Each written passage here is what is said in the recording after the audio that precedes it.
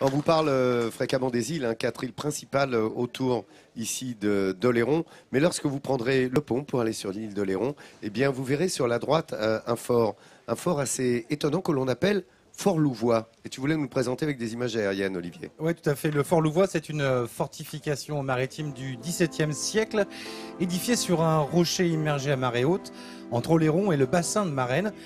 Sa construction a été décidée par Louvois, ministre de la guerre de Louis XIV. Et d'après les plans de Vauban, c'est le petit frère du Fort Boyard, on dit ici. Ouais.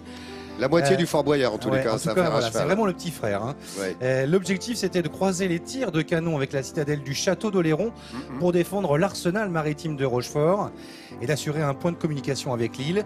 Il est dessiné en forme de fer à cheval avec un donjon central protégé par un pont-levis et une douve. Il rappelle les châteaux du Moyen-Âge. Hein.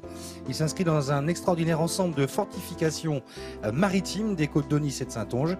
Et son classement au titre des monuments historiques date de 1929 et il se visite forcément en saison, mais il faut que la marée soit basse pour y accéder. Ouais. Il y a encore, il y avait l'ancien pont en dessous qui accédait, tu as vu, qui était délabré maintenant et interdit. En tous les cas, c'est un endroit tout à fait étonnant. Il y en a plusieurs comme ça. Hein. Il y a une île privée notamment qui s'appelle Fort-Annette, voilà, c'est le Fort Boyard, évidemment, Fort Louvois, qui sont des instances de défense que l'on doit évidemment, comme tu l'as dit, à Vauban pour protéger l'accès de Rochefort et de La Rochelle, évidemment.